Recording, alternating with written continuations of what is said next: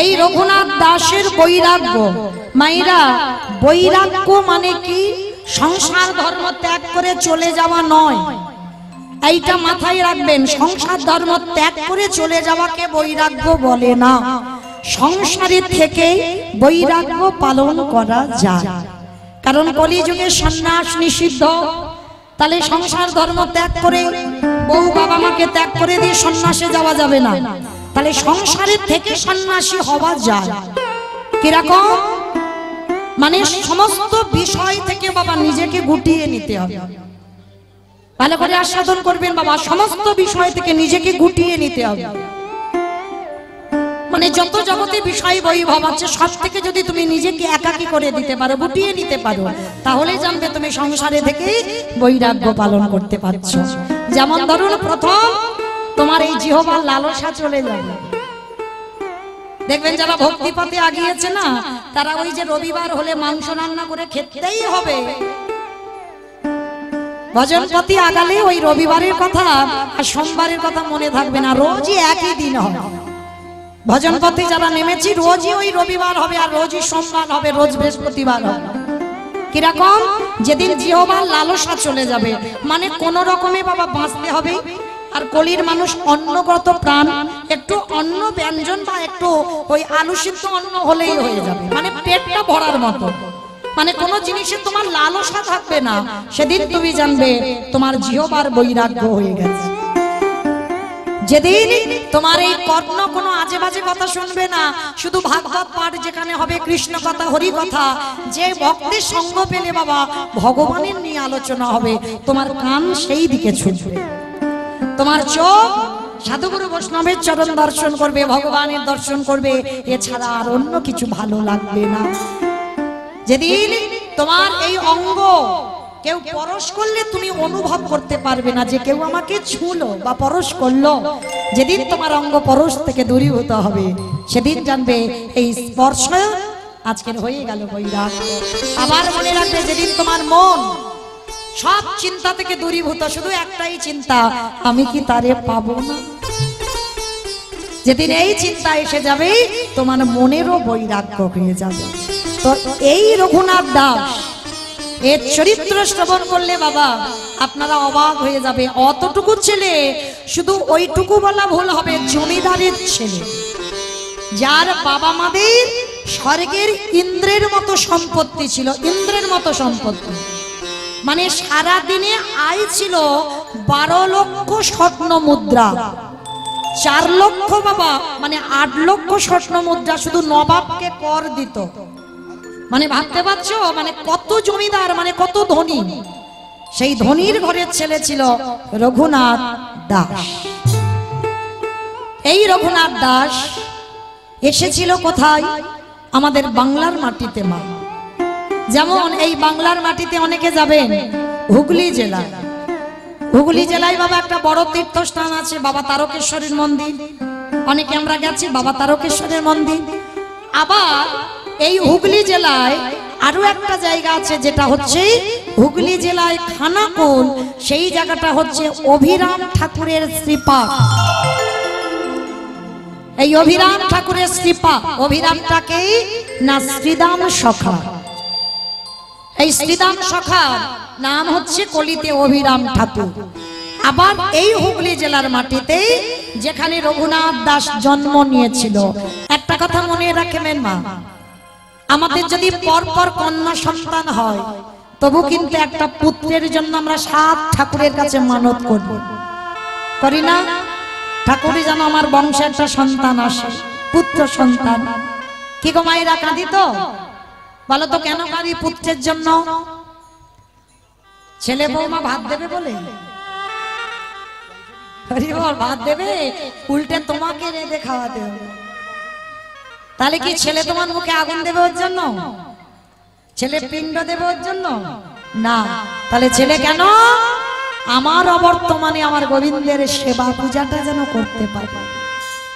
আমি চলে যাব পৃথিবী থেকে, আমার অবর্তমানে আমার প্রভুর কর্মটা যেন ঠিক ঠিক হয়। কিন্তু আমরা মা জাতিটা তো ভালো নয় গো, ভগবানের কাছে ডিগ্রিওয়ালা ছেলে চাই, চাকরিওয়ালা ছেলে চাই, একজনও মা বলে না যে আমার একটা কৃষ্ণওয়ালা পাখি দাও।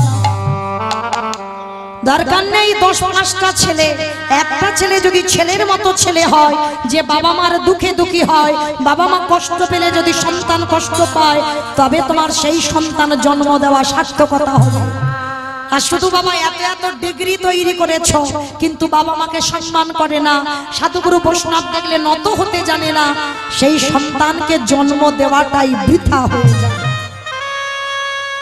তাহলে লেখাপড়ার ডিগ্রি তৈরি হলে মানুষ নয়, মানুষ তাকেই বলবে যদি তোমার সন্তানের জ্ঞানের চেতনাটা জেগে যায়। আজকের প্রত্যেকের বলে যাই মা, কোথাও যেতে হবে না, সন্তান যদি কামনা করতে হয় একটা জায়গা চলে যাবেন। এই অধম কীর্তনিয়ার কথা যদি কারোর মনে থাকে, যাবেন উত্তরপ্রদেশ বৃন্দাবন রাধা কুণ্ডের তীরে। আমার বিশ্বাস চলে যাবেন দামোদর মাসে, নিয়ম সেবার মাসে যদি হয়তো খুব ভালো, চলে যাবেন রাধা কুণ্ডের তীরে। আর রাধা কুণ্ডের তীরে গিয়ে বাবা অনেকে টুরিস্ট বাসে আমরা যাই, বিকাল হয়ে যায় বা রাত হয়ে যায় রাধা কুণ্ডে যেতে, অনেকে স্নান করে না, না চরণ ধরি বলে যায় যারা যারা যাবেন বৃন্দাবনে রাধা কুণ্ডে অন্তত স্নানটা করবেন। কেন? আমরা মনুষ্য কুলে জন্ম নিয়ে বাবা সব তীর্থ ভ্রমণ আমাদের হয় না, সব তীর্থে স্নানও হয় না। তো যদি কোনো ভক্ত রাধা কুণ্ডে একবার স্নান করতে পেরেছ, তাহলে বাবা কোনো তীর্থে যাওয়ার দরকার নাই, ওই একটা তীর্থে স্নান করলে তোমার সব তীর্থে স্নান হয়ে যাবে। কেন? কারণ ওই জায়গাতেই বাবা সব তীর্থ এসে হাজির হয়েছে। যদি বলেন কিরকম, এর ঘটনাটা আছে বাবা, যেদিন আমার ভগবান কৃষ্ণচন্দ্র অরিষ্টাসুরকে বধ করেছিল, অরিষ্টাসুর অসুর, সেই অসুরকে বধ করেছিল কি করে না, কৃষ্ণকে মারবে বলে এই অরিষ্টাসুর ওই ধবলি শ্যামলী কালী কমলী মানে কৃষ্ণের গাভীগণ ওদের সঙ্গে মিশে গেছিল। ওই অরিষ্টাসুর গোমাতার রূপ ধারণ করে, আর যখন গোমাতার রূপ ধারণ করে বাবা ওদের সঙ্গে ওই গোষ্ঠ গোচরণ করছে, কিন্তু ভগবান বুঝলো কি করে?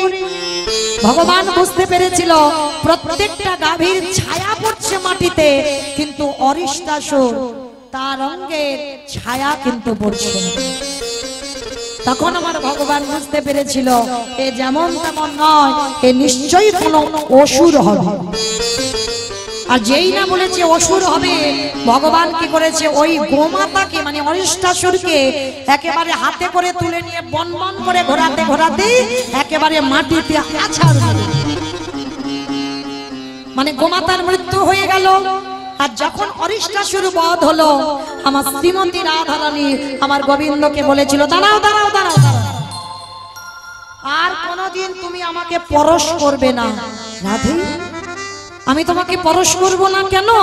বলে কারণ তুমি হচ্ছে শুধু পাপী নও, তুমি হলে মহা মহা মহা পাপী।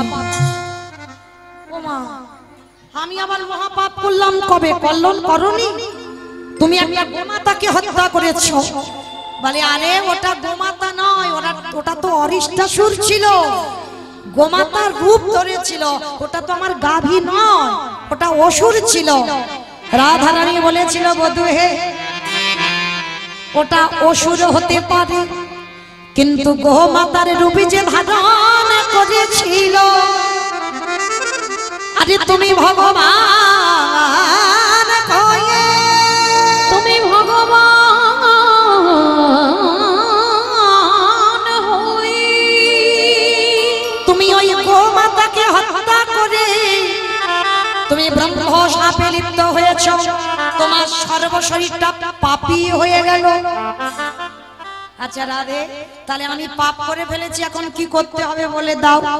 ভগবান বলল এই গোমাতাকে হত্যা করে যে তুমি অপরাধটা করেছো, এই অপরাধ থেকে যদি মুক্তি পেতে চাও, তোমাকে 12 বছর তীর্থ ভ্রমণে কাটাতে হবে।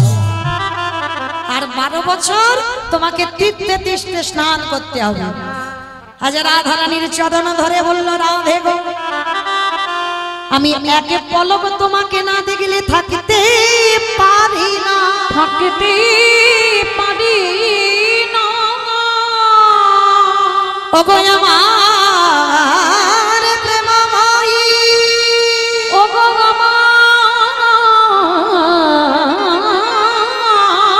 প্রেমময়ী, ওগো আমার মানময়ী রাধে, ওগো আমার মানময়ী রাধে।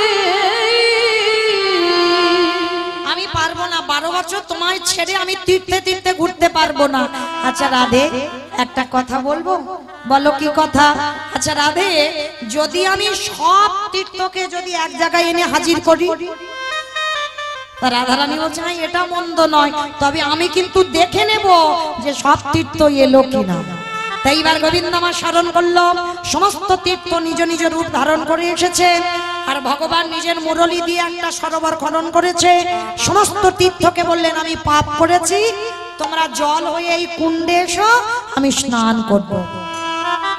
সমস্ত তীর্থ মানে গঙ্গা, যমুনা, সরস্বতী, প্রভাস, হরিদ্বার, মানে যত জগতের তীর্থ আছে সব তীর্থ এসেই আমার গোবিন্দ যে বাঁশি দিয়ে কুণ্ড করেছিল ওইখানে জল হয়ে গেল, মানে ওইটা হলো শ্যাম কুণ্ড। এইবার গোবিন্দ আমার স্নান করেছে, স্নান করে রাধারানীর চরণে গেছে, রাধে এবার তো আমি পাপ থেকে মুক্ত। বলে না, এখনো মুক্ত হওনি, একটুখানি পাপ তোমার লেগে আছে। এখনো পাপ লেগে আছে, কি করে লেগে রইল? বলে পাপ লেগে নাই, তীর্থই তো এখন পবিত্র হয়নি। হাই ভগবান, বলে তীর্থ নাকি পবিত্র হয়নি? বলে পবিত্র হবে কি করে? তীর্থ তখনই পবিত্র হয় যদি কোন তীর্থ রাধা চরণ ধুলা পাই। সরাসরি এলো, জল হয়ে গেল, আর তাতে তুমি ডুব দিলে, এখনো তো রাধা চরণ পাইনি তীর্থ, তাহলে পবিত্র হবে কি করে? তা গোবিন্দ বলছে তাহলে তুমি একটা সরোবর খনন করো। তো ভগবানের কথা মতো রাধারানী হাতের কঙ্কন দিয়ে একটা কুণ্ড তৈরি করেছে, আর করে বলছে তাহলে বধূ এর মাঝখান থেকে একটা ছিদ্র করে দেওয়া হোক। বলে না না না না, ওই জলটা তো পাপী জল, পাপী জল আমার রাধা কুণ্ডে আসতে পারবে না। তাহলে কি করব? বলে ফের সবাইকে ডাকো। আবার তীর্থকে ডেকেছে, এইবার সকল তীর্থ জল হয়ে আমার রাধা চরণ ধৌত করেছে। আর সমস্ত তীর্থ যখন রাধার চরণ ধৌত করলো, রাধার চরণ পরশ পেল, সমস্ত তীর্থ পবিত্র হয়ে গেল। আর সেই তীর্থে যখন গোবিন্দ আমার স্নান করলো, তারপরে পবিত্র হলো।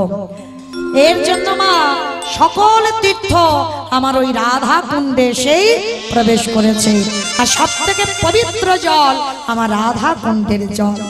ওই জন্য কাউকে যেতে গেলে বাবা রাধা কুণ্ডে স্নান করে শুদ্ধ বসন পরিধান করে আমার রাধারানীর কাছে একবার ভিক্ষার আঁচলটা পেতে বলো, রাধে তুমি নাকি কৃপাময়ী, করুণাময়ী, তুমি নাকি প্রেমময়ী, তুমি যদি মা খাও তাহলে কৃপা করে আমার একটা কৃষ্ণ ভক্ত সন্তান দাও। আমি বলে যাচ্ছি মামার কথা, যদি কারোর মনে থাকে চলে যাবেন, চাইবেন বাবা কোল আলো করে রাধারানীকে দিতে বাধ্য হবে। কারণ যতবার তুমি পাপী হও না কেন, সব তীর্থে স্নান করা মানে তুমি পাপ থেকে মুক্ত। আর তারপরে যদি আমার রাধারানীর কাছে আরতি জানাও, আমার রাধারানী তোমার কোল আলো করবেই করবে। তাই তো আজকে সেই হিরণ্য দাস আর গোবর্ধন দাস আজকে এসে দাঁড়িয়েছে কোথায়? রাধা কুণ্ডের তীরে। মানত করলো আমাদের একটা হরি বলা, কৃষ্ণ বলা সন্তান দিল মা, কিন্তু দিলে কি হবে? সন্তানটা ছোটবেলা থেকে হয়ে গেল বাবা কৃষ্ণ ভক্ত। কোনো কিছু ভালো লাগে না, ছোটবেলা থেকে বাবা যেন উন্মাদ উন্মাদ ভাব, যেখানে ভক্ত সঙ্গ হয়, যেখানে ভাগবত আস্বাদক হয়, যেখানে হরিনাম হয়, ওই রঘুনাথ বাড়ি থেকে ছুটে ছুটে চলে যায়। এইবার বাবা জ্যাঠা বাবা সিদ্ধান্ত নিল, ছেলে যদি এইভাবে চলে যায়, ও তো না জানি কোথায় কোন দিন চলে যাবে, আর তোকে খুঁজে পাওয়া যাবে না। তার জন্য বাবা জ্যাঠা কি করেছিল জানো? ছেলেটাকে হাতে পায়ে শিকল দিয়ে ঘরে বন্দি করে রেখেছিল। কে গো মায়েরা? কৃষ্ণকে যদি একবার কেউ ভালোবাসে, হাতে পায়ে যত দড়ি বাঁধো না কেন, তারে কি তুমি বেঁধে রাখতে পারবে? তার দেহটাকে তুমি বেঁধে রাখতে পারবে, হাত বাঁধবে, পা বাঁধবে, কিন্তু বাবা ভক্তের মনটাকে কি করে তুমি বাঁধবে? আজকের হিরণ্যদাস কি করেছে? ছেলেটাকে ঘরে বন্দি করে রেখেছে। রঘুনাথ বলেছিল ভালোই হয়েছে জেঠু, নিরজন জায়গা না হলে তো ভজন সাধন হয় না, আর আমি লোকালয়ে যাব না। ঠিক করেছ, কৃষ্ণ ভোলাবার জন্য তুমি আমায় বন্দি করে রেখে দাও। ঘরে বন্দি করলো 5 বছরের রঘুনাথ। বাবা যেটা খেতে দেয়, কিন্তু রঘুনাথ 1 সপ্তাহ হয়ে গেল কিছুটি খাইনি। শুধু তার একটাই কথা, একটাই ভাবনা, আমি কি তারে পাবো না? কৃষ্ণ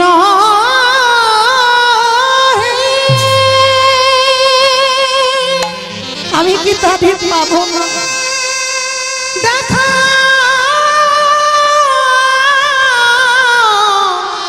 দেখা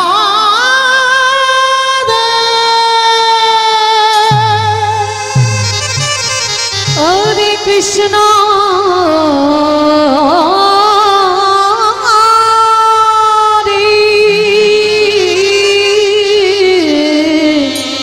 দেখা রঘুনাথ, 1 সপ্তাহ হয়ে গেল তুমি নাকি কিছু খাচ্ছ না, যা যা খাবার দিচ্ছ তুমি সব নাকি ফেলে দিচ্ছ। হিরণ্যদাস এসে বলছে রঘুনাথ, তোর এই কষ্ট আমি আর দেখতে পাচ্ছি না। অমাইরা, কৃষ্ণ ভক্ত যদি হয়েছে খুব আহামরি পোশাক হয় না, কৃষ্ণ ভক্ত যদি হয়েছে কোনো অলংকারে ভূষিত হয় না।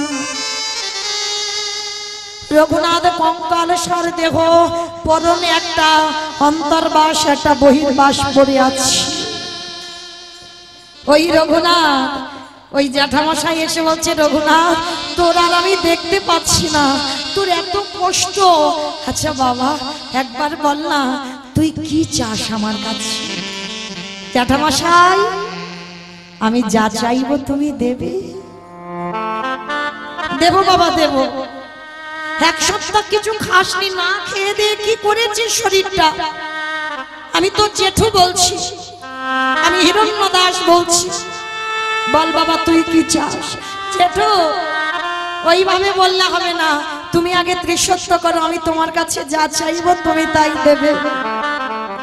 কি গো মাইরা, একটা ছেলে এরকম আমরা তৈরি করতে পেরেছি? আজ রঘুনাথ দাস বলছে জেঠু আমি যা চাইবো তাই দেবে। হ্যাঁ বাবা, আমি দেব দেব দেব। বল বাবা তুই কি চাস? ত্রিসত্য করেছো জেঠু, মনে থাকে জানো? তাহলে দাও, কৃষ্ণ এনে দাওয়া আমারে, তুমি কৃষ্ণ এনে দাওয়া,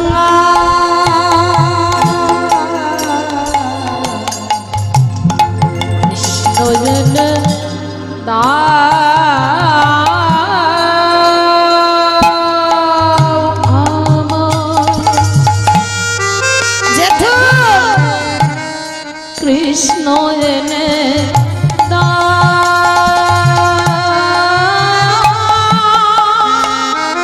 কৃষ্ণ ছাড়া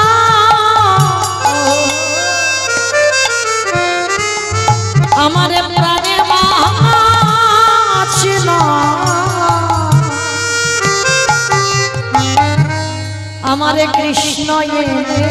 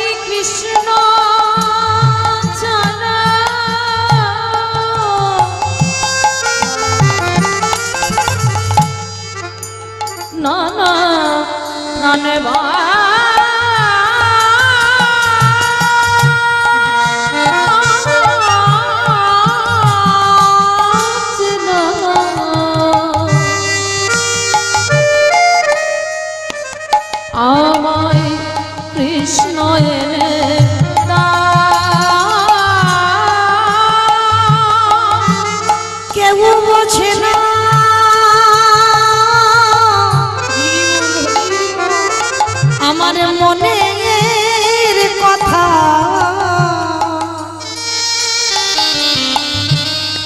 বলবো আমি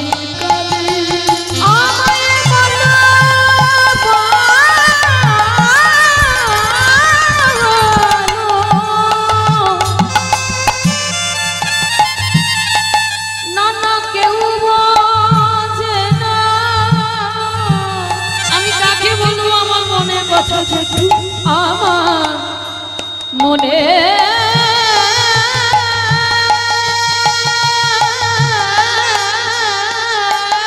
কথা বলো বলবো আমি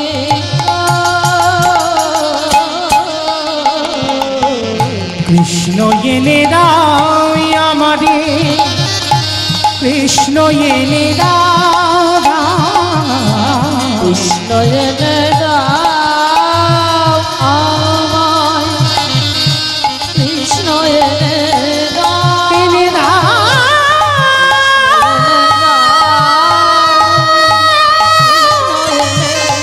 কৃষ্ণ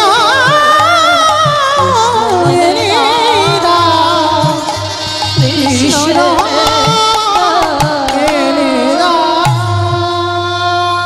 হিরণ্যদাস ছুটে এলো রঘুনাথ দেব বাবা আমি কথা দিলাম আমি তোর কৃষ্ণ এনে দেব জেঠু তুমি আমার কৃষ্ণ এনে দেবে বলো না জেঠু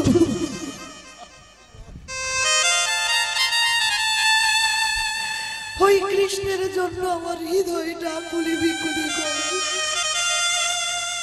গোবর্ধন দাস জগতে সবাইকে জানিয়ে দিল কৃষ্ণ পাওয়ার লালসায় রঘুনাথ পাগল আর এই রঘুনাথ দাসের গুরুদেব ছিল যার নাম ছিল বলদেব আচার্য বলদেব আচার্য ছুটে এসেছে রঘুনাথ ও রঘুনাথ শুনলাম তুমি নাকি এক সপ্তাহ কিছু খাওয়া দাওয়া করনি শোনো রঘুনাথ আমি একটা কথা তোমাকে বোঝাই কৃষ্ণ বলে কেঁদো না কৃষ্ণ পাবে না শোনো কৃষ্ণ পেতে গেলে এ যুগে কৃষ্ণ নয় সেই রাধা কৃষ্ণ একাত্মা কলিকালে আমার গৌর হয়ে এসেছে ও গুরুদেব গৌর হয়ে এসেছে হ্যাঁ গৌর হয়ে এসেছে যা বাবা তুই যদি গৌর দর্শন করতে চাস নবদ্বীপে গিয়ে একবার গৌর দর্শন করে আয় তা যেই না গুরুদেব বলে দিয়েছে বাবা রাধা কৃষ্ণ একাত্মা দুই দেহ ধরি অনন্য বিলাসের রস আস্বাদন করি এই দুই ভাব ভেবে চৈতন্য গোসাই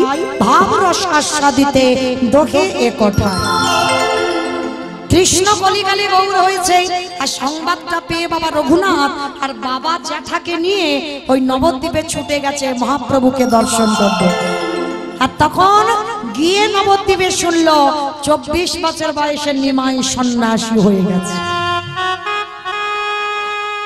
অত সোজা নয় ভগবান দর্শন হলো না দর্শন ফিরে এলো রঘুনাথকে নিয়ে বাবা কিছুদিন পর আমার মহাপ্রভু এসেছিল সন্ন্যাসীর পরে অদ্বৈত আচার্যের ঘরে আর যখনই খবরটা পেয়েছিল ওই হিরণ্য দাস আর গোবর্ধন দাস আমার রঘুনাথকে বলছে রঘুনাথ চল তোর কৃষ্ণ এসেছে কোথায় অদ্বৈত আচার্যের ঘরে শান্তিপুরে বলে বাবা তাহলে আমি যাব তো ছুটে গেল ছুটতে ছুটতে গিয়ে দেখেন আমার মহাপ্রভু ভক্তদের নিয়ে তখন হরি নামে মেতে আছে অদ্বৈত আচার্যের ঘরে রসে তনু ঢর ঢর গৌর কিশোর বহর রসে তনু ঢর ঢর গৌর কিশোর বহর রসে তনু ঢর আমারে গোরারি গোরা গোরা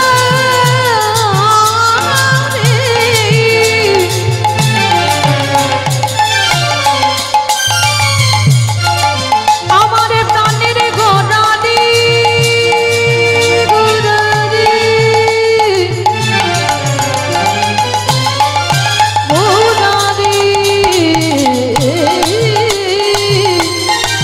গোরারি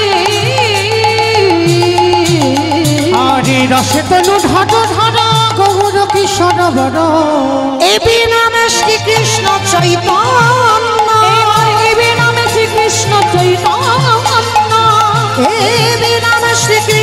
চৈতন্য ওই এবে নামে শ্রীকৃষ্ণ চৈতন্য এসব নিগুড় কথা কহিতে অন্তরে ব্যথা এইসব নিগুড় কথা কহিতে অন্তরে ব্যথা ভক্ত বিনা নাহি জানে অন্য ভক্ত বিনা তাই গৌর ভক্ত বিনা নাহি জানি অন্য।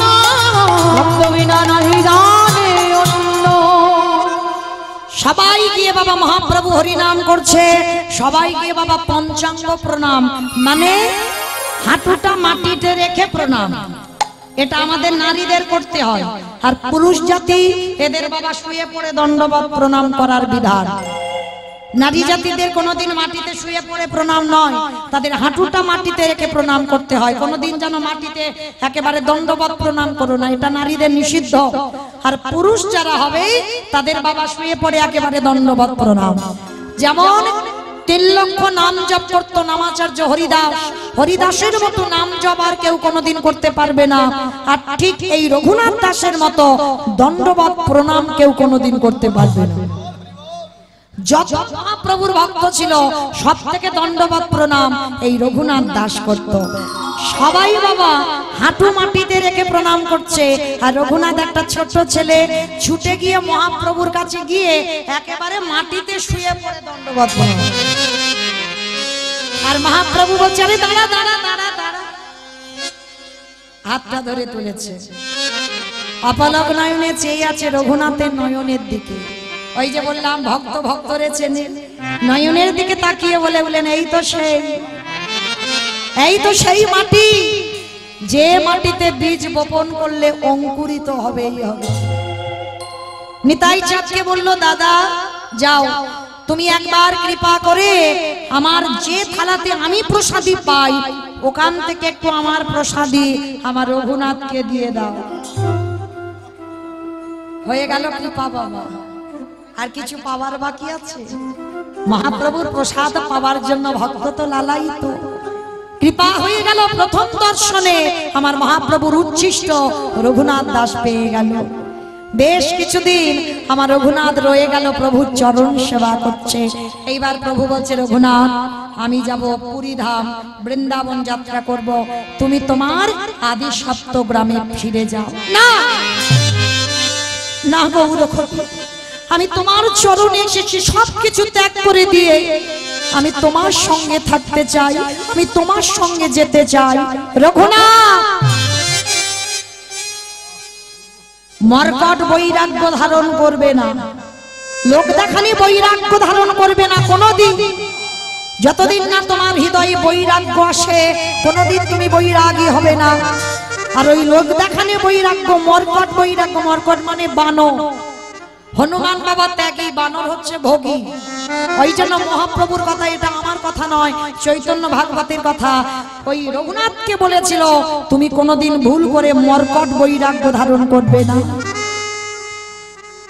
আগে সবকিছু ত্যাগ করো। প্রভু আমি ত্যাগ করেছি না, তুমি মুখে ত্যাগ করেছি বললে হবে না, তোমার মন এখনো বিষয়ই আছে। চলে যাও। ভালো করে ভাবেন বাবা, রঘুনাথের মতো ভক্ত এত কিছু যন্ত্রণা সহ্য করলো, তবু আমার প্রভু এখনো কৃপা করছে না। একটা কথা মনে রেখো মা, ভক্ত হওয়া মুখের কথা নয়। যতদিন না আমার প্রভু কৃপা করছে তোমার, ততদিন বাবা ভক্তের ভয়ই হতে পারবে না।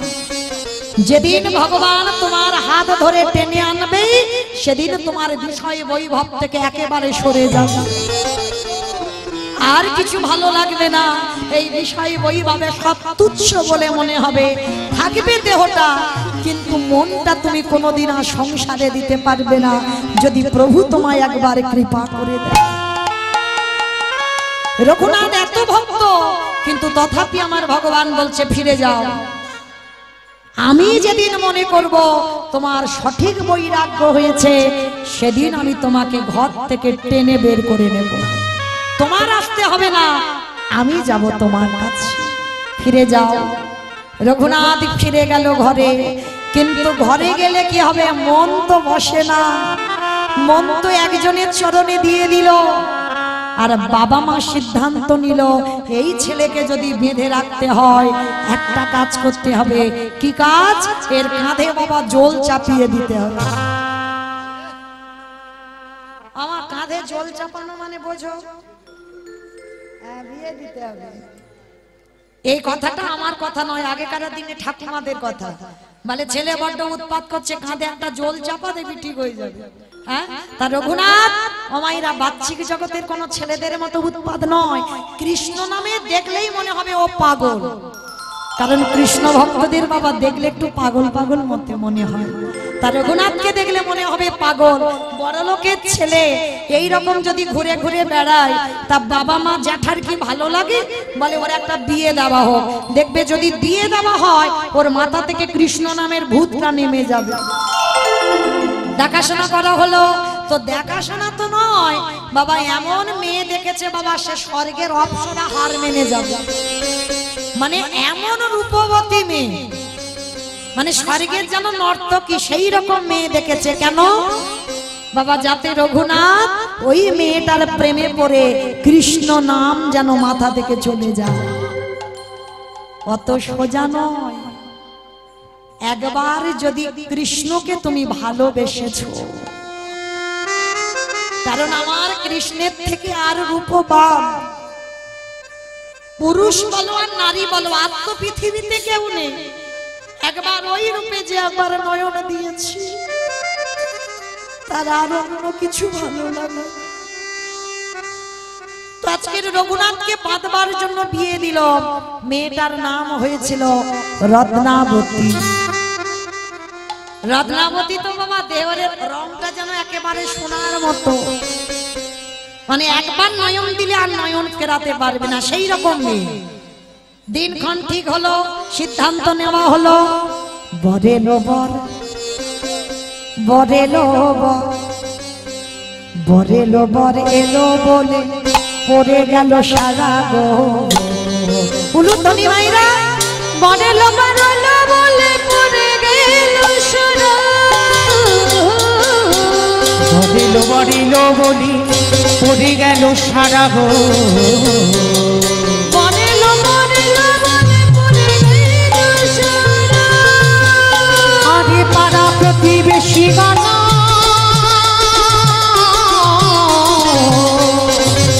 তারা হলো দিশাহারা গো, হলো দিশাহারা। পাড়া প্রতিবেশী গানা,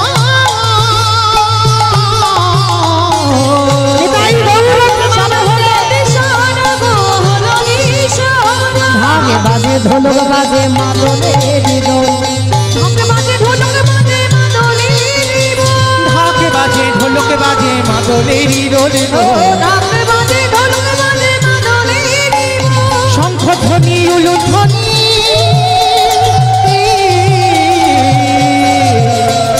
হরিল ভুবন, হরিল শঙ্খ ধ্বনি উলুধ্বনি। দেখো হরিল ভুবন, হরিল ভুবন। আনন্দয়ার ঘরে তাদের আনন্দ আর ঘরে না, রঘুনাথের বিয়ে, আনন্দ আর ঘরে না। রঘুনাথের বিয়ে। দেখো আনন্দ ধরে না। শুভ দিন, শুভক্ষণ, শুভ লগ্নে রঘুনাথের বিবাহ দেওয়া হলো। এইবার মায়েরা এই জায়গাটা খুব মন দিয়ে শুনবেন। বিয়ে হলো বটে, কিন্তু রত্নাবতী বউ নয়, রত্নাবতী স্ত্রী নয়, রত্নাবতী হয়েছিল সহধর্মিণী। কিরকম? এতগুলো নারী আছে, আমরা বউ হয়েছি, আমরা স্ত্রী হয়েছি, কিন্তু আমরা সহধর্মিণী নয়। সহধর্মিণী তো সেই হয় যে স্বামীর ধর্মের কাজে সাহায্য করে। স্বামী পূজায় বসবে, তুলসী চন্দন ফুল জল এনে একেবারে রেডি করে রেখে দিতে হবে। স্বামী শুধু এসে পূজায় বসবে, স্বামী যে জল খাবে এটা বলবে না। তুমি যদি সহধর্মিণী হও, স্বামীর মনের কথা তুমি আগে থেকে বুঝতে পেরে যাবে, তবেই হবে তুমি সহধর্মিণী। তবে বাবা এখন যেমন সহধর্মিণীও মেলা ভার, আর তেমন স্বামীও মেলা বড় ভার। সহধর্মিনী কি এমনি হবে? হবে, স্বামীটাকে তো আগে তৈরি হতে হবে। মর্তের মাটিতে সতী অনুসুয়া মহাসতী হলো কেন? শুধু কি এমনি এমনি হয়েছিল? তার স্বামী অত্রিমুনিটা কেমন ছিল? শুধু আমার মায়েদের বললে হবে ভুল, কিন্তু আগে আমার স্বামীটা তো সেই রকম হতে হবে, তবে তো তার স্ত্রীটা তেমন হবে।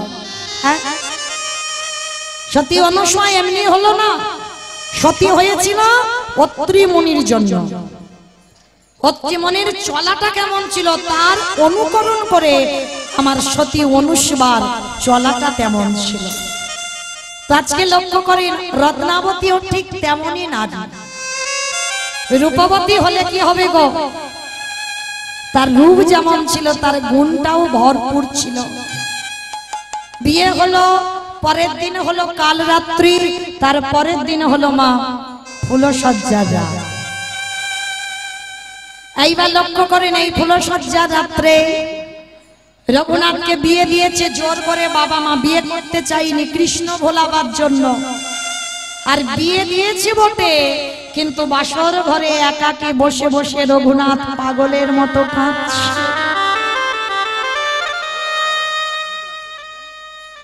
আমায়রা বউ ভাতের দিন তো মেয়েরাই কাঁদে, তাই তো?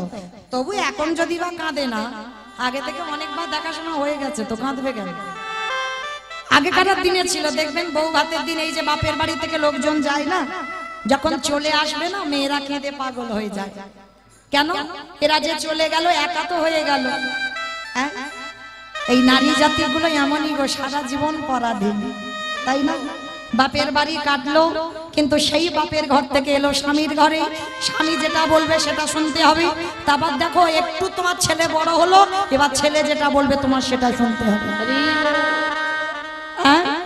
তারপরে তো বউ মায়ের আর নিস্তার নাই। তাহলে নারী জাতিদের জীবনটা কেমন দেখে। কিন্তু এই নারী হল না হলে বাবা জগতে কোনোদিন সৃষ্টি হবে না। তো যাই হোক, ওদিকে আর যাবো না বাবা। ভালো করে চিন্তা করে দেখেন, এই যে রত্নাবতী মা, বলেন তো মা, এই ফুলসজ্জা রাত্রে প্রত্যেকটা নারী কাঁদে, কিন্তু আজকের পুরুষ কাঁদছে। আচ্ছা মায়েরা, বউ ভাতের দিন যদি কোনো ছেলে কাঁদে তাহলে কি বুঝবে? নিশ্চয়ই প্রেম টেম করা আছে, আমার পছন্দ নয়, বাবা জোর করে বিয়ে দিয়েছে তার জন্য কাঁদছে, এটাই ভাববো। কিন্তু না, রঘুনাথ তো সেজন্য কাঁদেনি গো। রঘুনাথের ও ভালোবাসার একজন মানুষ আছে, তবে সে ভালোবাসার সঙ্গে আমাদের পার্থিব জগতের ভালোবাসার মিল হবে না। আমাদের ভালোবাসা তো বাবা কামের ভালোবাসা, চাওয়া পাবার ভালোবাসা। কিন্তু রঘুনাথ যাকে ভালোবেসেছিল বাবা কোনো চাওয়া পাবার ভালোবাসা নয়। এমন মানুষকে ভালোবেসেছিল যার জন্য সারাদিন পাগলের মতো কাঁদে। রত্নাবতী ফুলসজ্জা রাত্রে সে স্বামীর চরণে প্রণাম করে মাথায় ঘোমটাটা দিয়ে প্রশ্ন করেছিল, স্বামী আমি কৈফিয়ত নয়, আমি তোমার চরণের দাসী মাত্র, তো কিসের জন্য তুমি এত কাঁদছো? কার জন্য তোমার মন এত চঞ্চল? কার জন্য তুমি পাগলের মতো এইরকম বসে বসে কাঁদছো? একবার তুমি বলো আমার। আমি কথা দিলাম, আমি তোমার সহধর্মিনী যদি হই আমি দেব তাকে তোমার কাছে এনে। বলো তুমি কার জন্য কাঁদছো? রঘুনাথ অনেকক্ষণ পরে একটা কথা বলেছিল, পারবে না, পারবে না রত্নাবতী, আমার মন যার জন্য এত আকুলি বিকুলি, যার জন্য আমি এত পাগল, কোনোদিন তুমি তাকে আমার কাছে এনে দিতে পারবে না। পারবো, পারবো, তুমি একবার শুধু তার নামটা বলো। রত্নাবতী আগে বলো তো আমার বাবা মা কেন বিয়ে দিয়েছে? আমি জানি তো, তোমাকে বেঁধে রাখবার জন্য। বাহ, তার মানে তুমি জেনেই বিয়ে করেছো আমাকে বেঁধে রাখবে বলে তুমি আমার ঘরে এসেছো? বলে হ্যাঁ, আমি জেনে এসেছি। আচ্ছা তুমি কি মনে করো আমায় বেঁধে রাখতে পারবে? রত্নাবতী করজোর করে বলছে, স্বামী আমি তো তোমায় বাঁধতে আসি, আমি তোমার চরণের দাসী মাত্র, অগ্নি সাক্ষী করি আমার বাবা তোমার হাতে তুলে দিয়েছে। তোমার ধর্মের সাহায্য করা আমার কর্তব্য।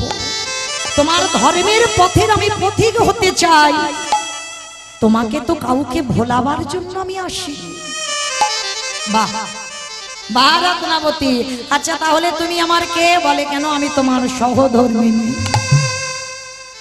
তাহলে পারবে? আজকের আমি তোমার এই রাত্রিতে তোমার কাছে একটা জিনিস চাইবো, তুমি আমায় দিতে পারবো? তুমি বলো আমার কাছে কি চাও? প্রত্যেকটা নারী তার স্বামীর কাছে চায়, কিন্তু আজকের বাবা রঘুনাথ চাইছে তার সহধর্মিনীর কাছে। বলো আজ আমি তোমার কাছে চাইবো একটা জিনিস, তুমি আমায় দিতে পারবে? পারবো। বলো তুমি আমার ত্রিসত্য করো, আমি যা চাইবো তাই দেবে। কথা দিলাম। তুমি যদি এই রাত্রে বলো আমার প্রাণও নিতে, আমি হাসতে হাসতে তোমার চরণে দিতে রাজি। না তোমার প্রাণ আমি নিয়ে কি করব? প্রাণ নিতে চাই। ত্রিসত্য করেছ রত্নাবতী, মনে রেখো।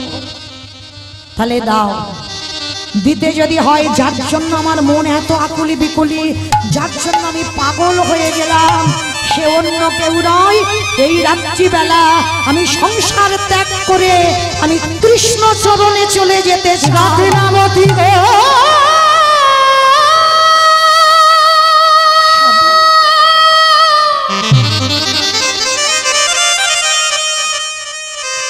তুমি বলে না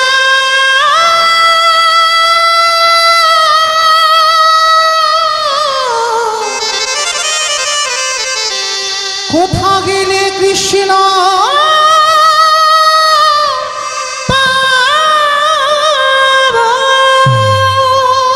চমকে উঠল রত্নাবতী। ও তোমার হৃদয়টা কৃষ্ণের জন্য আকুলি বিকুলি করে। অমাইরা কৃষ্ণকে পেতে গেলে হৃদয়ে আকুলতা চায়। তো আজকের রঘুনাথের যে ঘটনাটা ঘটেছে বাবা, এমন আকুলতা, পাগলের মতো হয়ে আছে, কোথায় গেলে কৃষ্ণ পাবো। আর রত্নাবতী বলে উঠল, স্বামী দেব না। এই রাতের অন্ধকারে তোমার বাবা জ্যাঠা মা কেউ জানবে না। এই রাতের অন্ধকারে আমি পিছনের দরজা দিয়ে তোমাকে চিরজনমের মতো আমি সংসার থেকে বিদায় দেব। রত্নাবতী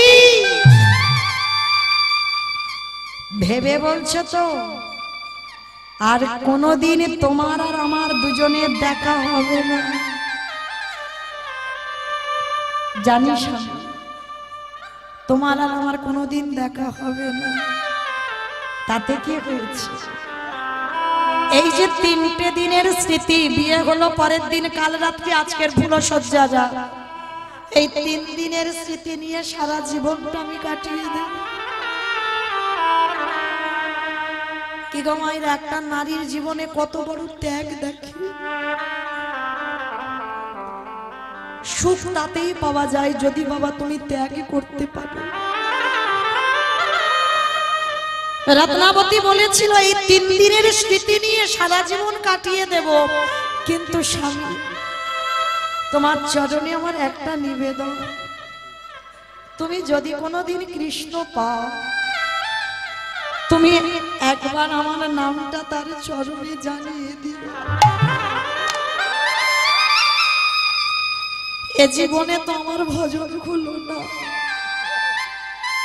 এ জীবনে আমি তার কৃপাও পেলাম না। তুমি যদি পেয়ে যাও, আমার নামটা তুমি একবার তার চরণে জানিও। আমি চলে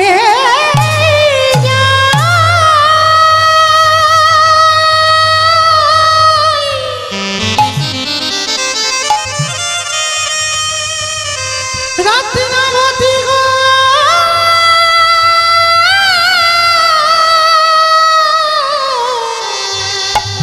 আমি চলে যাই, আর কোনো দিন ফিরে আসব না। চলে যাচ্ছি, আমি চলে যাই।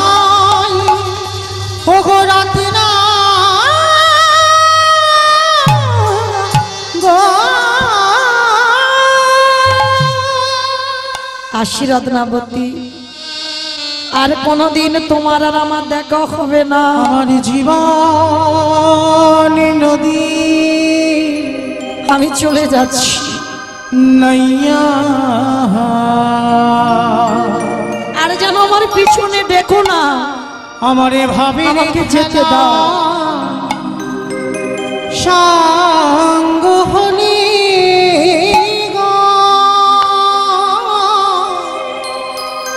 একেবারে দিও পারে করিয়া আমার জীবন নদীরে নাইয়া। জীবন নদী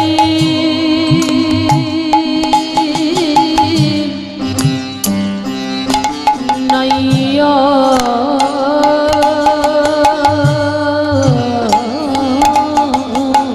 আমি আসি রত্নাবতী, তুমি ভালো থেকো, তুমি ভালো থেকো। ভবের খেলা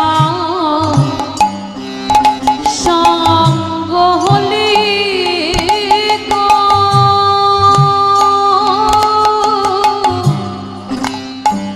দিও পরে করিয়া আমার জীবন নদীর নাইয়া।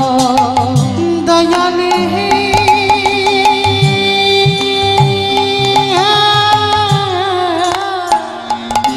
রত্নাবতী, কেঁদো না, হাসি মুখে বিদায় দাও। দয়ালে হে ও দয়াল হে,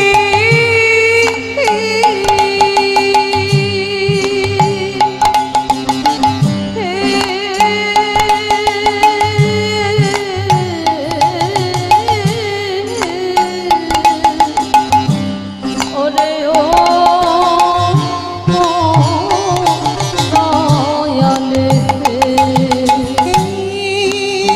কামনা বাসনার হাতে বুঝি বেঁধেছিলাম বাসা। এই কামনা বাসনার হাতে বুঝি বেঁধেছিলাম বাসা। সবই অচলে হবে আমার যাওয়ারে কানে গো।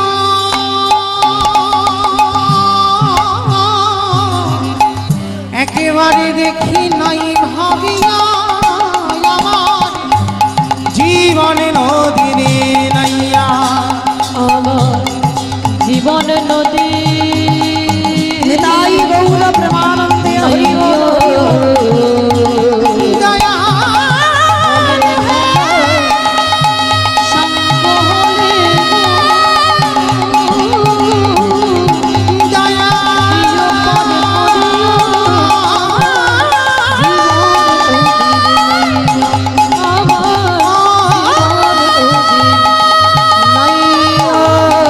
দয়াল হে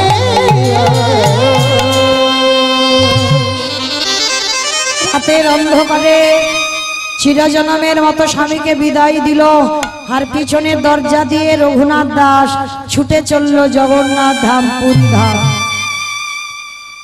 পরের দিনে বাবা খবর পাওয়া গেল, বাবা যেটা খবর পেয়েছিল রঘুনাথ পুরী ধামে আছে। আর বাবা যেই না খবর পেয়েছে, ওই চাল ডাল আলু বস্ত্র অন্ন অর্থ রঘুনাথের জন্য পুরী ধামে পাঠায়।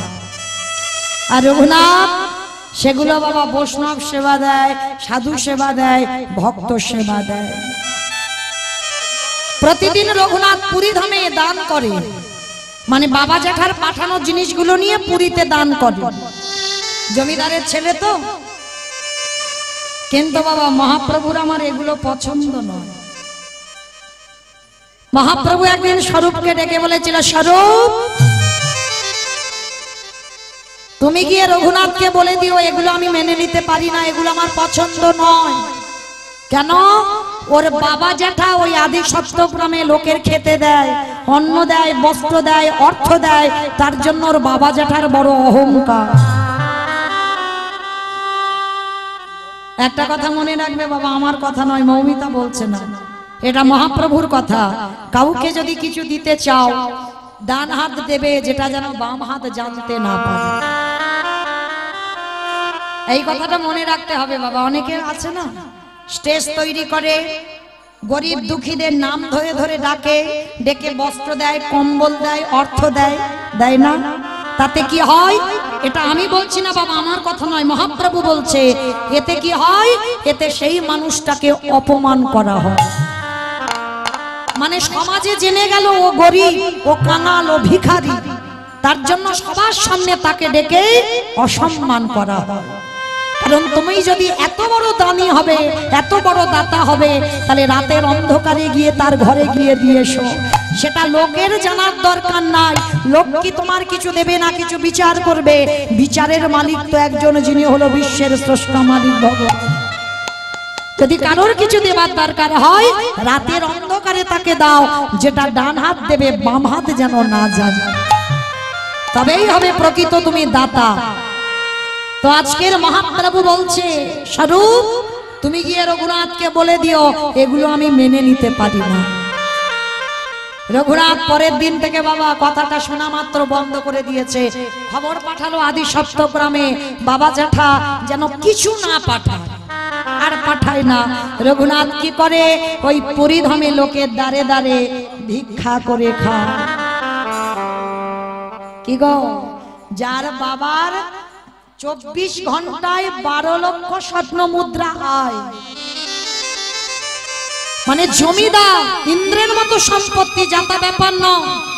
তার বংশের ছেলের দশাটা দেখো। কৃষ্ণ ভক্তের দুর্গতিটা এইরকমই হয়।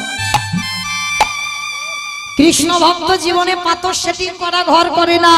কৃষ্ণ ভক্তে যদি হয়েছ, ভগবান চেষ্টা করবে যদি মাথাতে ছাদ থাকে না, কবে ওর ছাদটাকে কেড়ে। কৃষ্ণ ভক্ত যদি হয়েছ, যে কাজেই হাত দেবে কাজটা বিফল হয়ে যাবে, আর যে কাজটা সুফলে হবে জানবে তোমার সঙ্গে ভগবান নাই, ভগবান তার সঙ্গে থাকে। যে কাজে হাত দাও সেই কাজে বিপদ এসে যায়। কেন? যত বাধা পাবে, কষ্ট পাবে, ব্যথা পাবে, বেদনা পাবে, তত তোমার কৃষ্ণ তোমার কাছে কাছে থাকবে। তাই গৌর হরি বল। ওই জন্য চরণ ধরে বলে যাই, মা সাবধান যারা কৃষ্ণ ভক্ত হয়েছ, কারণ কৃষ্ণ ভক্তদের যে করে আমার আশ, তারে করি সর্বনাশ। সর্বনাশ নয়, ভগবান জীবনে ভক্তের সর্বনাশ করে না, জীবনে করে না সর্বনাশ। সর্বনাশ কথার মানে আছে সব নাশ। মানে তুমি যদি একটা গোপাল সেবা করো, দেখবেন তুমি মেয়ের বাড়ি আগে বাবা কোনো অনুষ্ঠান হলে 3-4 দিন আগে থেকে চলে যেতে, কিন্তু যেদিন থেকে তুমি প্রসাদ ভুজি হবে, যেদিন থেকে তুমি গোপাল সেবা করবে, আর তোমার সেই মেয়ে 2-3 দিন আগে থেকে ডাকবে না। কেন ডাকবে না? সে মেয়ে জেনে যাবে মা যদি আসে মার আলাদা ঘর দিতে হবে, মার গ্যাসও আলাদা দিতে হবে, রান্না করে খাবে। তাহলে ভগবান বললেন সবার প্রথমে যে আমার আশ করবে তার সব নাশ করে দে। একটা একটা করে তার আপনজনকে আগে বিদায় দি। মানে যাদের সঙ্গে রক্তের সম্পর্ক আছে ওগুলোকে আগে ত্যাগ করে দেবে, তারপরে ধীরে ধীরে এক একজনকে সব ত্যাগ করে দেবে। শেষের সময় তুমি গোবিন্দ ছাড়া আর কিছু জানবে না। তাই গৌর হরি বল, হরি বল, হরি বল। তাহলে ভগবান বলেনি সর্বনাশ, সব নাশ। তো আজকের রঘুনাথ ভিক্ষা করে খাচ্ছে, সেটাও আমার মহাপ্রভুর পছন্দ নয়। ও যদি আমার ভক্ত হয় দাঁড়ে দাঁড়ে হাত পেতে চেয়ে খাবে, ওইটা আমি মেনে নিতে পারছি না। স্বরূপ ওকে গিয়ে খবর দাও। রঘুনাথ খবর পেল মহাপ্রভু ভিক্ষা করে খাওয়া পছন্দ করছে না। এবার কি করবে? পুরী ধামে আনন্দ বাজারে গিয়ে বসে আছে। আনন্দ বাজার চেনো তোমার? যেখানে জগন্নাথের মহাপ্রসাদ বিক্রি হয়, ওই জায়গাটার নাম হলো আনন্দ বাজার। ওই আনন্দ বাজারে বসে আছে রঘুনাথ। যে প্রসাদীগুলো বিক্রি হয় না, বেশি হয়ে যায়, যদি কেউ কৃপা করে রঘুনাথকে একটু খেতে দেয়। আবার মহাপ্রভু স্বরূপের দ্বারা খবর পাঠালো, স্বরূপ তুমি ওকে খবর দাও, ও যে ওই বসে থাকে আর ওকে অযাচিত ভাবে দিয়ে যায়, ওই খাওয়াটা আমি পছন্দ করি না। কত বড় পরীক্ষা দেখেন বাবা একটা ভক্তের উপরে। তাহলে কি করবে? রঘুনাথ আর আনন্দ বাজারে থাকে না, এইবার জগন্নাথের মন্দিরে সিংহ দুয়ারে কাঙালের মতো বসে থাকে। কাঙালের মতো রঘুনাথ বসে থাকে। আর রঘুনাথ একজনকে অনুকরণ করত, যেটা হলো নামাচার্য হরিদাস ঠাকুর। এই হরিদাস ঠাকুর নামাচার্য তিনি 24 ঘন্টায় একবার আহার করত। বাবা ভজন পথে যদি তুমি নেমেছো তোমার আহার কমাতে হবে, ভজন পথে নেমেছো তোমার নিদ্রা কমাতে হবে, তবে তোমার ভজন সঠিক হবে। রঘুনাথ ছোটবেলা থেকে ওই হরিদাস ঠাকুরকে অনুকরণ করত। জমিদারের ছেলে হয়েও মাটিতে ঘুমাতো, মাথায় কোনোদিন বালিশ দিত না। তা রঘুনাথ বসে আছে সিংহ দুয়ারে।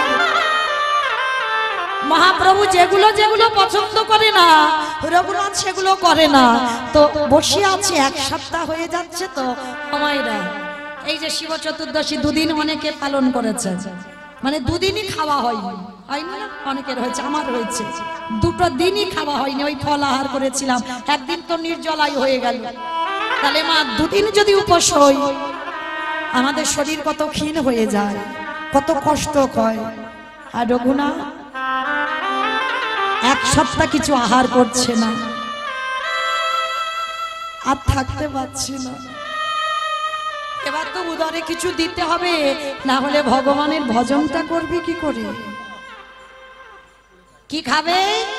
ওই যে জগন্নাথের নালা দিয়ে ভেসে যাচ্ছে কিছু পচা গলা প্রসাদ। এই জায়গাটা বাবা ভালো করে আস্বাদন করবেন, ভক্তকে কত পরীক্ষা দিতে হয়েছে। ওই যে নর্দমা থেকে ভেসে যাচ্ছে পচা গলা প্রসাদ, রঘুনাথ ওই প্রসাদীটা তুলে নিয়েছে, পরিষ্কার জল দিয়ে 7 বার ধৌত করেছে। আর ধৌত করে ওই পান্তা ভাতের সঙ্গে একটু লবণ মাখিয়ে টক হয়ে গেছে, ওতে একটু লবণ দিয়ে সবে রঘুনাথ একবার গ্রাস দেবে, পিছন থেকে মহাপ্রভু এসে হাতটা ধরেছে। রঘুনাথ, রঘুনাথ রে,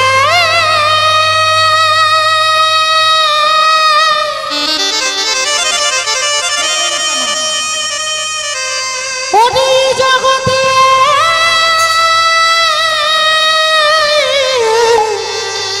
তোর মতো কেউ ভালো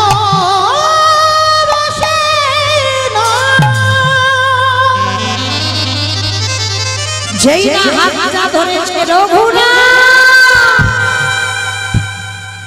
কে কে আমায় ডাকলো? রঘুনাথ রঘুনাথ বলি কে ডাকলো?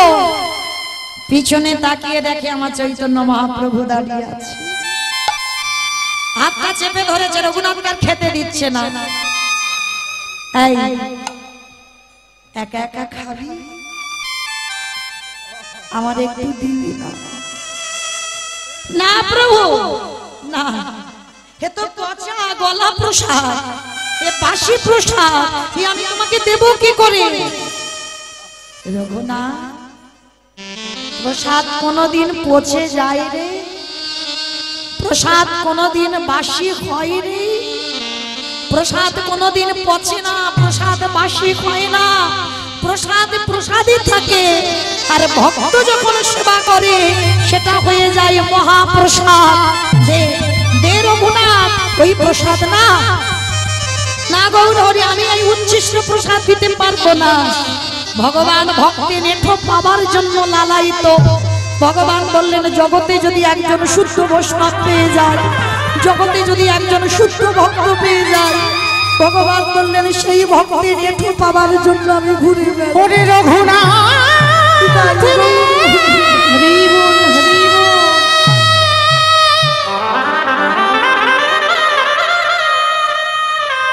ওরে তুই তো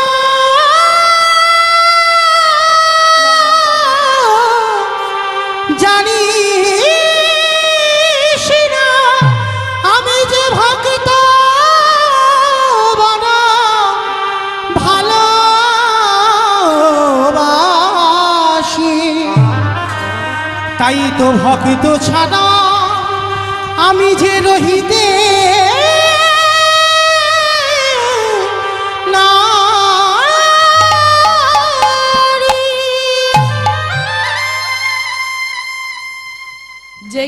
মহাপ্রভু আমার হাত থেকে কেড়ে নিয়ে মহাপ্রভু আমার সেবা করেছে। ভক্ত দেয় ভগবানের বদনে, ভগবান দেয় ভক্তির বদনে।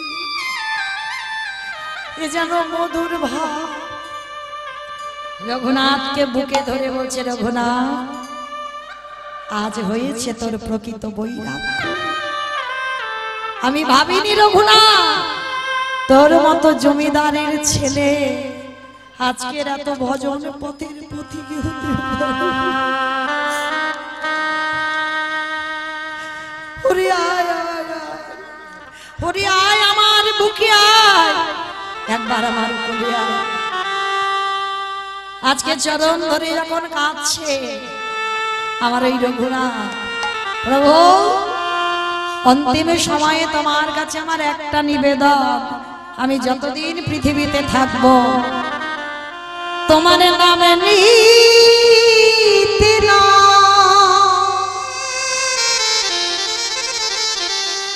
নয়ন ঝারি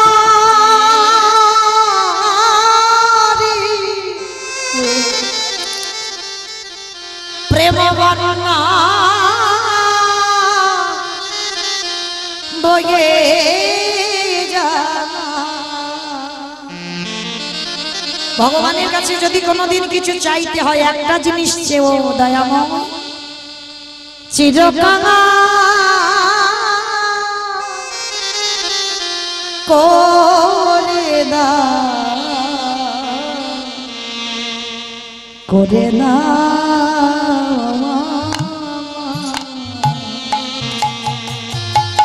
হরি তোমার নামে নিতে না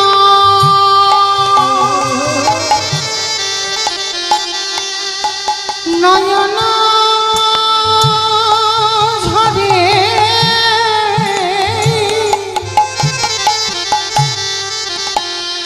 প্রেম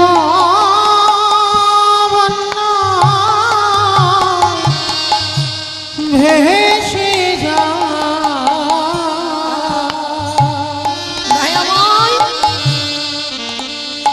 দয়াল চিরকাল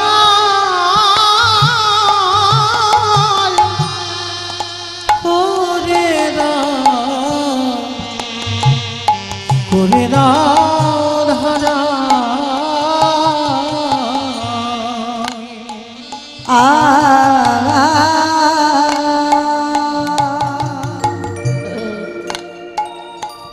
আবার যদি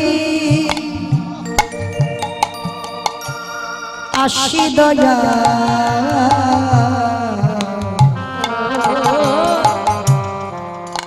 এ ভাব সংসারে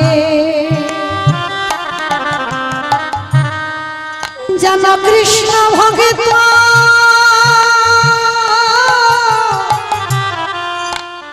মায়ের ঘরে ভে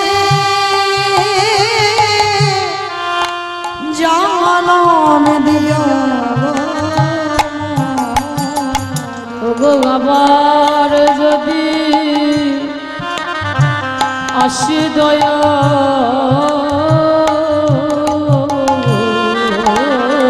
ভগবানের কাছে যেত যেন কৃষ্ণ ভক্ত মায়ের গর্ভে আসে। সংসারে দয়াল কৃষ্ণ ভক্ত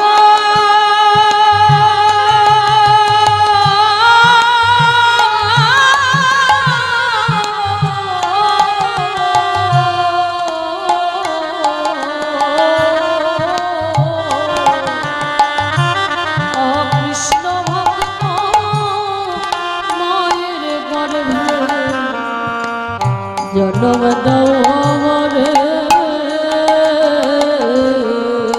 ও দয়াল মুছি হয়ে আমি দয়াল সুচি খাবো, আমি রুচি হয়ে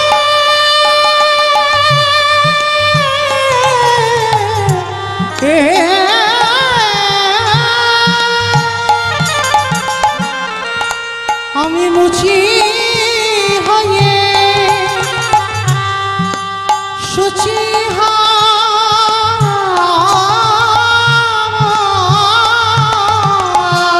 ওগো প্রেম বন্যায় বয়ে যা দয়াল চিরকাল করে দাও নিতাই গৌর প্রেমানন্দে হরি বল হরি বল হরি বল। ও দয়াল চিরকাল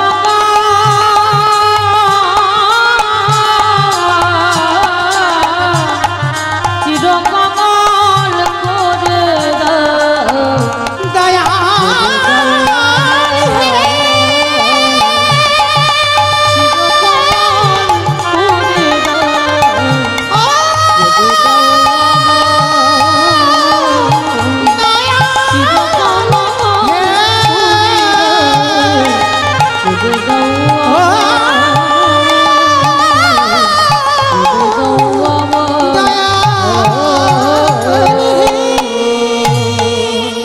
रघुनाथ भगवान के जड़ाए धरे बोलें दयामय कृपा करिए करुणा करी आमी एकबार राधा चरण दर्शन करिते चाই भगवान बोलें रघु ना ওগো রঘু যাও যাও তুমি রাধা কুণ্ডের তীরে যে রাধা রানীর কৃপায় তুমি ধরায় নেমেছো ওই রঘুনাথ ছুটে গেল রাধা কুণ্ডের তীরে আরে গিয়ে রাধে রাধে রাধে বলে নিতাই গৌর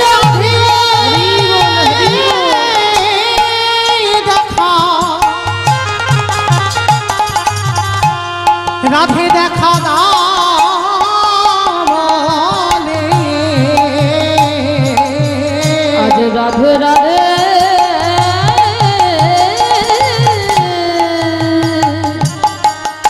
রাধে বলে যেই না রাধে রাধে বলে ওই রাধা কুণ্ডের তীরে বসে বাবা সাধন ভজন শুরু হলো আমার রঘুনাথ দাসের। আর রঘুনাথ দাস ওই অনাহারী অনিদ্রায় রাধাচরণ পাওয়ার জন্য কাঁদছে। আর প্রখর রৌদ্র মানে এত রোদ এত তাপ মানে ধুলার পরে শয়ন করে রাধে রাধে বলে কাঁদছে। আরে কি আমারে প্রেমময়ী থাকিতে পারে ভক্ত যদি একবারে কায়ে মনোবাক্যে রাধে বলে কেঁদে রাখে সে যে আমার প্রেমময়ী সে যে বড় করুণাময়ী করুণাময়ী নিজের অঙ্গের উড়ানেটা নিয়ে ওই এত রোদ হয়েছে বাবা রাধা রানী আমার ছায়া করে দাঁড়ায় আছে ভক্তের অঙ্গে যেন আঘাত না লাগে। এই হলো ভগবান।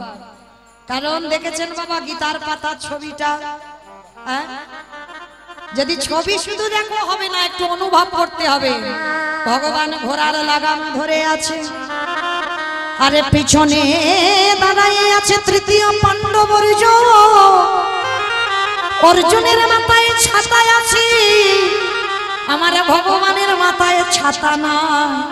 জগৎকে বোঝাতে চাইলো ওরে জগৎ আমি রোদে পূর্ব বৃষ্টিতে ভিজবো আমি জ্বালা পাবো যন্ত্রণা পাবো কিন্তু আমার ভক্ত যেন জীবনে কষ্ট না পায় তাই তো আমার রাধা রানী করুণাময়ী হয়ে আমার যেই না ওই রঘুনাথের ছায়া করে দাঁড়ায় আছে। রঘুনাথ মানে ঠান্ডা মতো হয়ে গেছে তোকে পিছনে তাকিয়ে দেখলো রাধা রানী কে তুমি মানে ব্রজগোপী রূপ তো সাধারণ নারী হয়ে আছে কোনদিন তো তোমায় দেখি নাই সে কি রে আমাকে পাওয়ার জন্য যোগী গানে যোগে পাই না মুনিগণ মনে পাই না ধ্যানীগণ ধ্যানে পাই না ব্রহ্মা ব্রহ্ম লোকে পাই না ইন্দ্র ইন্দ্র লোকে পাই না কিরে আমি তোর সামনে এসেছি আমার জন্য তো কাঁদছিস রাধে তুমি এসেছো কিন্তু একা কেন তুমি যুগলের রূপে একেবারে দেখা দাও খোদাই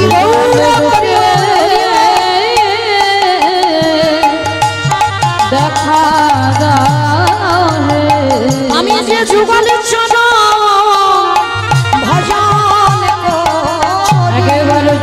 রূপে দেখা দাও রে। বলি আমি আদিত্য চরণ ছাড়িব না হে। ওই যুগল চরণ ভালোবাসি, বলি ওই চরণে আমি আমার সবে সবেছি। আমি আর তো চরণ ছাড়ব না হে। বলি আমার বলতে আজ জাতি একেবারে রাধে দয়া করো বলি ওই চরণে আমি আমার সবে সবেছি। রাধে দয়া করো আর জাতি কুলমান বিসর্জন দিলাম। আমি ওই চরণে সবে সপেছি। রাধে দয়া করো বলে যুগল চরণ দর্শন করো। যেই না আমার রাধারানী আমার গোবিন্দকে ডাক দিলেন বধূকে, ভক্ত আকুল প্রাণে ডাকছে তুমি নীরব হয়ে আছো কেন? একেবারে দেখাও তো সারুর দেখা। তোমার ওই চরণে এই মিনতি দেখাও তোমার স্বরূপ দেখাও। রঘুনাথকে বুকে ধরে বললেন রাধারানী বঘুরা, সত্যি তোর প্রকৃত বৈরাগ্য হয়েছে, আজ তুই সাক্ষাতে যুগল দর্শন করবি। রাধা কুণ্ডের তীরে বসে রঘুনাথ যেখান থেকে আমার রাধারানীর কাছ থেকে পেয়েছিল, শেষের দিনে যুগল দর্শন করলো। রাধে আর একটা ইচ্ছা, আমার রত্নাবতীকে তুমি কৃপা করে একবার দর্শন দিও, কারণ রত্নাবতী যদি সেই ফুলসজ্জা রাতে আমার বের না করে দিত, আজকের আমি তোমার চরণ পেতাম না। তুমি কৃপা করে তাকে কৃপা করো। স্বামীর বাবে স্বামীর বাবে স্বামীর বাবে দাদা এলো নবীন কিশোরী গো। মের বাবে দাদা গিল নবীন কিশোরী গো। সামনে বাবে দাদা এলো নবীন কিশোরী। ললিতা বিশাখায় আমি ওই যত সহচরী গো যত সহচরী, ললিতা বিশাখায় আমি দেখো যত সহচরী গো যত সহচরী। মাইরা বিদায় কাল শুভরাত্রি। পরে আমার ভাইটি আসছে বিশ্বরূপ, খুব সুন্দর লীলা কীর্তন পরিবেশন করে। মানে এত সুন্দর নাচে বাবা কল্পনা করতে পারবেন না, মানে এত সুন্দর ভাব, মানে আমার মতো কীর্তনিয়া সব থেকে ভালো লাগে ওর নাচ। তো যাই হোক খুব আনন্দ পাবেন। তো সবাই দেখি একবার প্রেম সে হাত দুটো ধরেন তো একবার, একসঙ্গে তালে তালে করো তালি, কেমন? পদ্মের পাতায় পাতায় দিচ্ছে করতালি গো।